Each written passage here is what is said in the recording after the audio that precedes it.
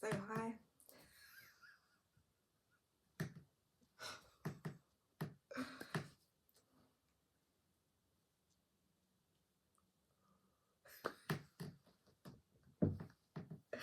Okay. Right. Okay. So hi. Right.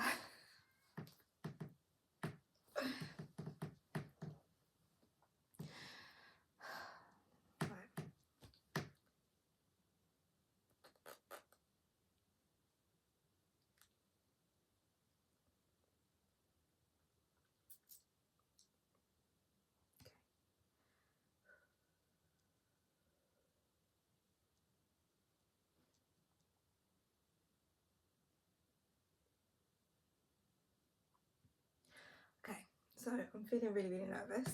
I'm just about to do my second video, which I wanted to focus on my testimony. I don't know. I think I might actually do a prayer first this time, just because I feel really nervous I'm about to do this.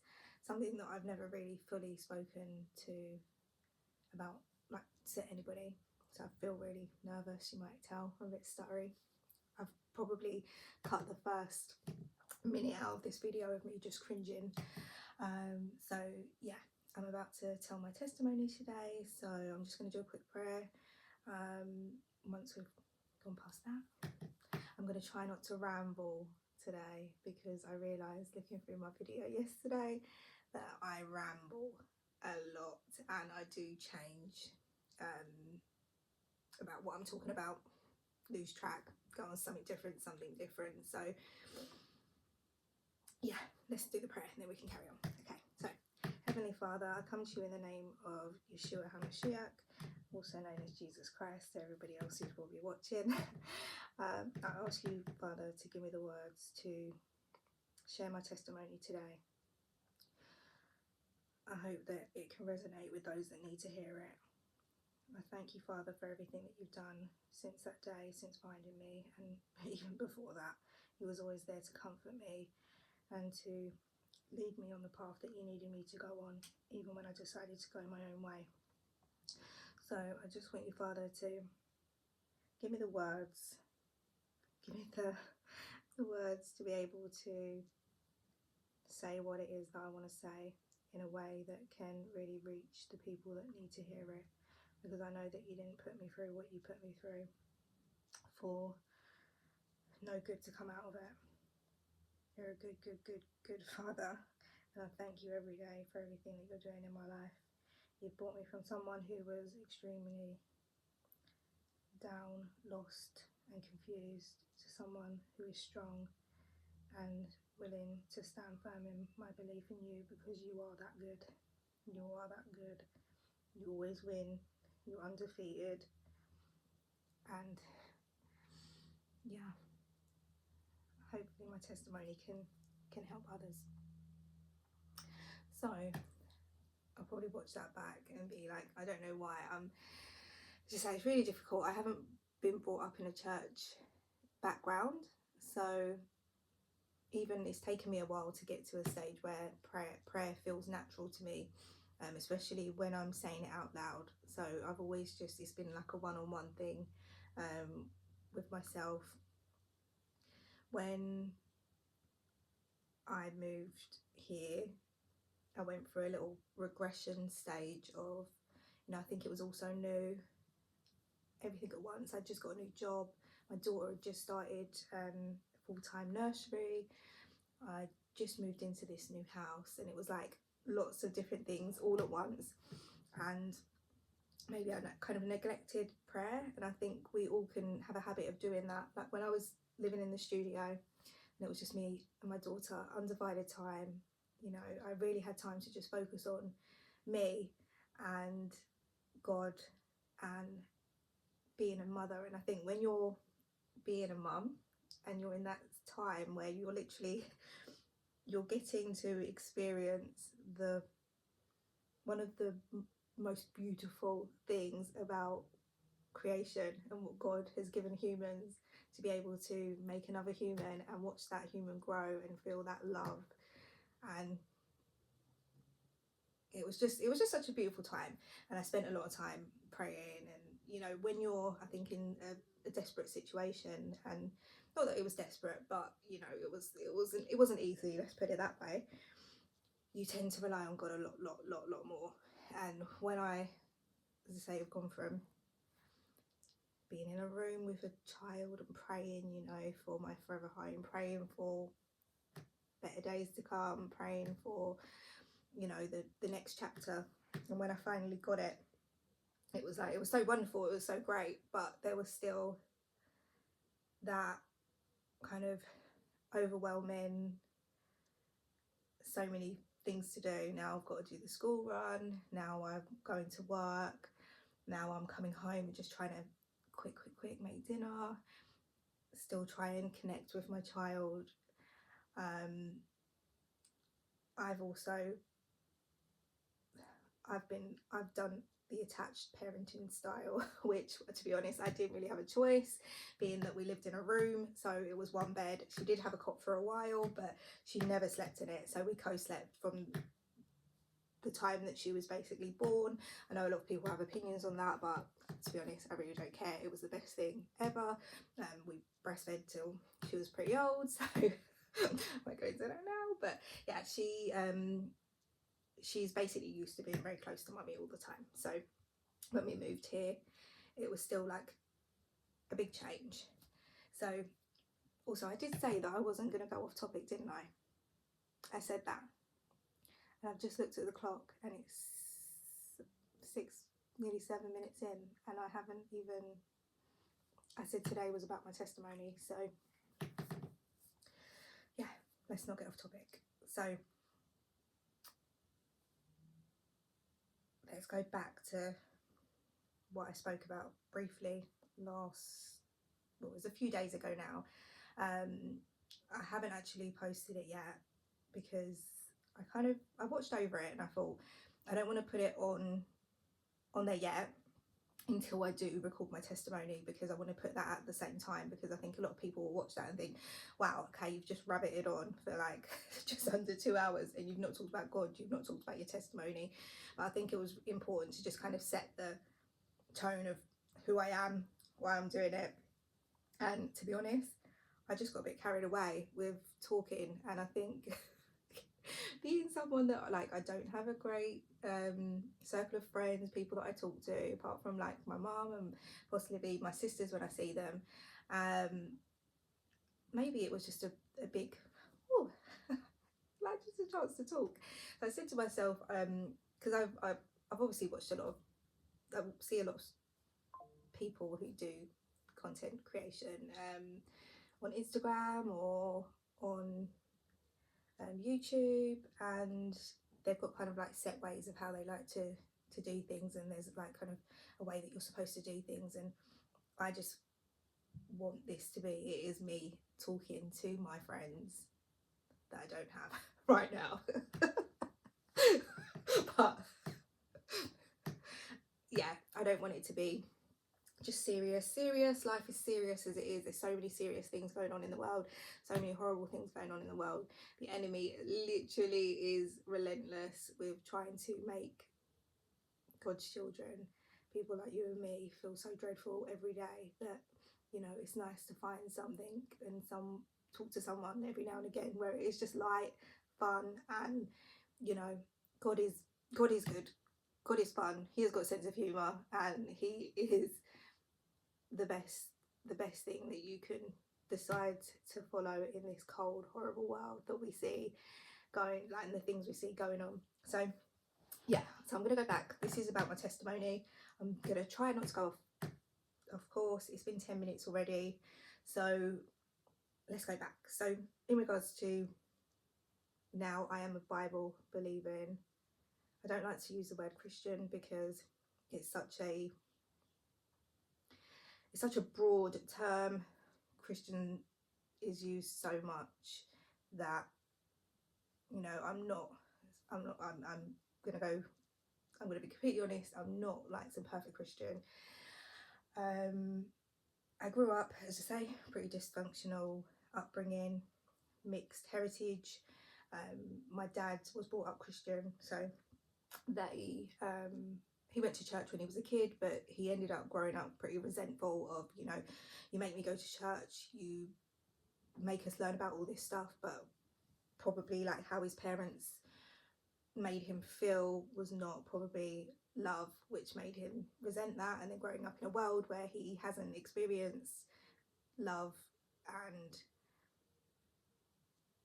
as I said in the first video, lots of things that, you know, I think just hurt you so much that you end up kind of hating God a bit. So I think that's where he's at now. My mum, no, she doesn't have faith in that regard. She does say, like, I think I believe in a God, but she's not ever been religious or taught me about anything like that. I think the first introduction I had to Christianity was when I was 7, and my dad took me to Jamaica, and I went to church with my grandma. And my grandma was like a strict Jamaican, like, yeah. So we went to church, and when I say people were praying, they were praying, crying, praying. I'm just like, whoa, what is going on here? Like, what is going on? I went home and I was just like, Mum, yeah, I went to church. It was like, I didn't understand it. So as time's gone on, we've probably, as I said, I've been through lots of things when I was going through school. I remember during school, I found this book in the library, and it was called Rainbows of the Gutter. And it was one of the first books I like really enjoyed reading. And it's really bad because I actually, I don't want to say, I actually stole the book from the library. I read it quite a few times in there. I used to like go in there and read it because I was usually like excluded from classes. So I go into the library and read this book, and I thought, I'm going to take this book because I really like it. And it was, I don't know, it's a book like you can find it online. I think it's really good for children who are at school and school age that possibly are, you know, different races. It's even good for children if you're like white, because it shows you a different view of, you know, immigrants that came to this country and how they felt and how they were treated. I think it's set in Brixton, so it was kind of around the Brixton riot times. And there was like this little bit in the beginning where it was talking about how God made man, and it said about how God created humans out of clay and he hung them in the chimney, and that's why our hands were white. And I just remember being so like curious by this, what I heard. I was like, oh, I need to know more. Like, is that really how God made us? Like, is that how it was? And I was so just baffled by, like, and then I'm like, well, how were humans made? Like, why are we here? Why was we made? And was that true? Like, is that why we've got white palms on our hands? And so I really enjoyed that book. It kind of gave me an introduction to God, and thinking about that. And I was always a really deep thinker, and because I would, as I say, I was often stoned. I just would spend time thinking a lot.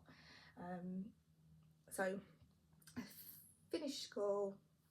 As you say, I'm already in a relationship, but I'm from 14 to 21, living wild, reckless, doing whatever. Like, I was actually, to be fair, I was actually always a really boring person deep down. It took me alcohol and drugs to be more like outgoing and talkative. And so I went to Thailand, as I said, when I was about 20. Read bits of the Book of Buddha, went down the kind of Buddhism route. I realised when I did my video that you'll watch, the first one, I actually cut my tattoo out. So that was the tattoo that I had. Remember I said it looked like I had it done in gel. When they did it, I didn't realise it would be wonky, like unless my arm's straight, it's actually wonky. So it's not a nice tattoo, but yeah, I'd love to get it removed, but it's not top of my agenda right now. So yeah, so I went to Thailand. That was wild. As you do, you party. Went to see all the temples. it's really amazing because Thailand is an amazing place, but as you grow in your faith, you start to question everything around you that you see. And it is really hard because you sit there and think, right, so if there's just one God and this is God, and it is, all these other religions are just a deception, but it's part of their cultures, and this has been like hundreds and hundreds of years. And again, when you read the Bible and you start to understand about how false idols became ingrained into the tribes, the original tribes of people, and how over time it's just been kind of diluted and more diluted. And when we look at the world today, and as it is, even like a country like Thailand, it's beautiful. The people are really, really lovely. Like, you go to certain countries, you get a different vibe, but where Thai people are really, really, really lovely and friendly. However, they've got some of the biggest problems as well. You know, poverty, sex trade, whatever. It's actually really sad to see. When I went over there, you know, we'd go out, we'd party, and you don't think of it at that time of what it is you're actually participating in when you're going to like these clubs and there's all girls around and there's old men and girls, and you sit there and you think, like, I remember, again, because as I said, this is going to be very, very, very honest. It's an honest testimony. So at the time, me and my boyfriend, I think we went to a sex show. I was thinking, oh yeah, this will be really sexy. Yeah, like I think I always thought that, you know, my boyfriend's going to do these things. It's better that he does it with me and has fun with me, even if it, you know, I need to be more fun. I need to be what he wants for him to want to spend time with me or to not get bored of me. And I think a lot of women now, a lot of girls now, especially like at school age, they're becoming something that they're actually not. They're craving security and love, and to get that from a boy, they feel like they have to be this like sexual, overly sexual, as we now know is hypersexualization, which is what they're doing to girls a lot, is where you feel like you have to be something that doesn't really feel good in here, but you know, to get the man, to get the boyfriend, to keep the boyfriend, this is what you've got to do.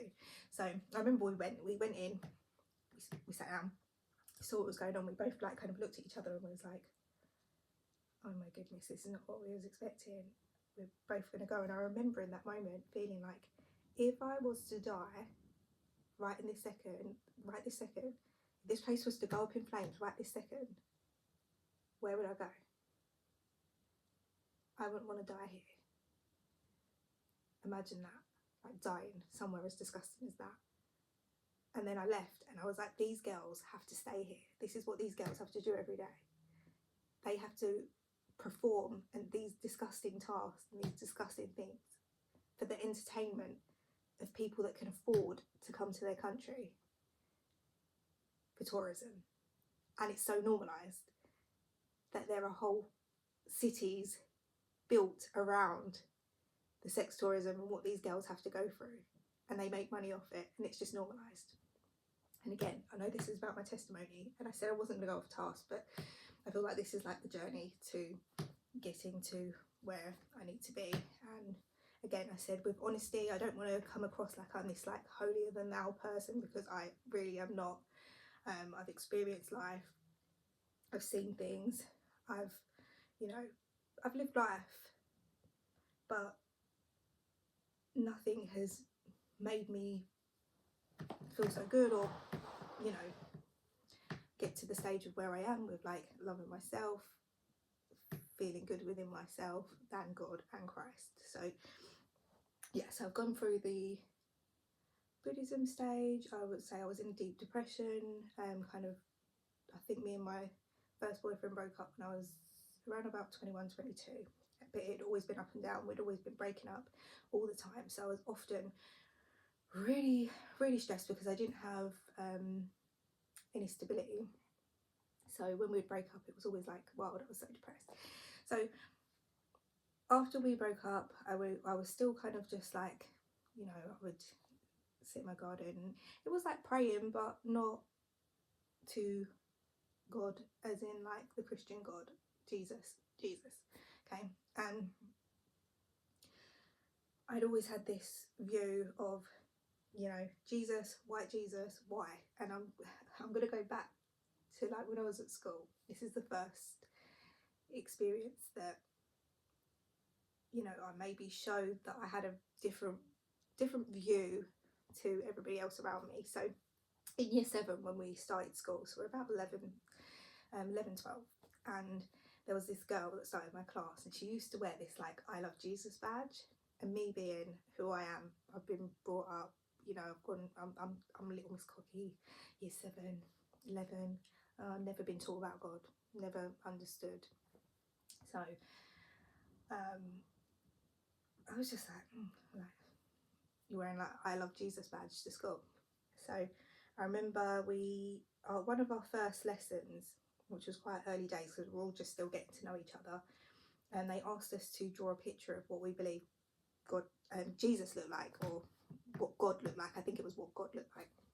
And everyone else, they drew their picture of like the typical Jesus. So like, you know, typical white man in a cloud, the like mousy brown hair.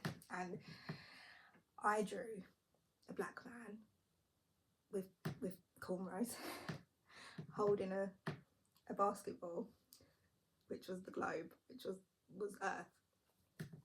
And we all had to stand up and explain why we believe that God looks like this. And I think I just stood up and said, well, why not? And that offended that girl, I believe. I think when you're brought up within a church setting and you love this image so much, you really do love this image because that's your God, like you truly believe that.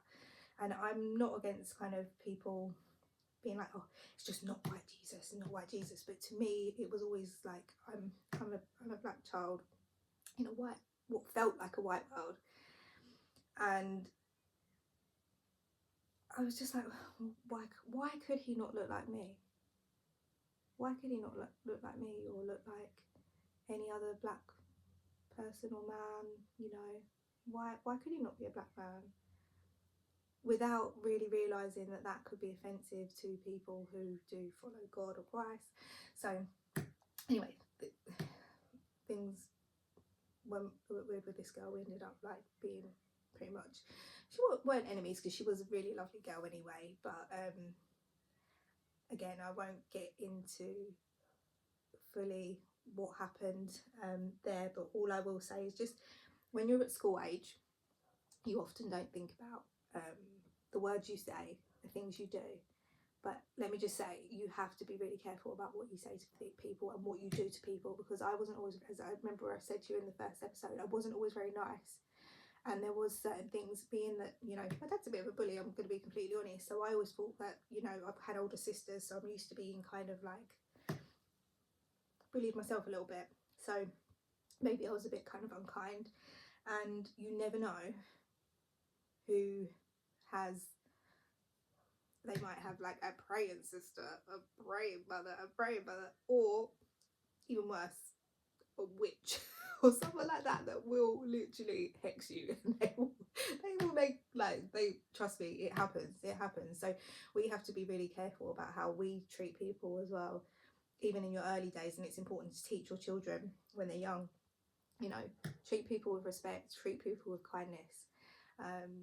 Again, every kid makes mistakes and they don't deserve, you know, to anything. But yeah, again, still going off task. But so I always had that view of not accepting the normal perception of who Jesus is and who we're told it is. So I get past my 20s. I think so I'm still kind of like, I'm not really into religion as such. I get past my early 20s and then I start to get into law of attraction. I think that's the time when like what was it, The Secret came out, so everyone was reading The Secret. I never really got into reading it, but I used to like listening to audiobooks, so I'd listen to a lot of audios, I'd listen to a lot of things like that as I'm driving. So again, I really tried to convince myself that, you know, I need to get out of this negative mindset. It's my mindset, I'm making myself feel like this.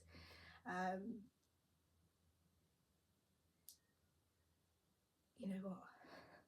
I really need a wee. I just had like a massive watermelon juice and I need a wee, so I'm just going to stop this and I'm going to carry on. Just give me just 1 second because I feel like I can't fully concentrate because I really do need a wee. 1 second.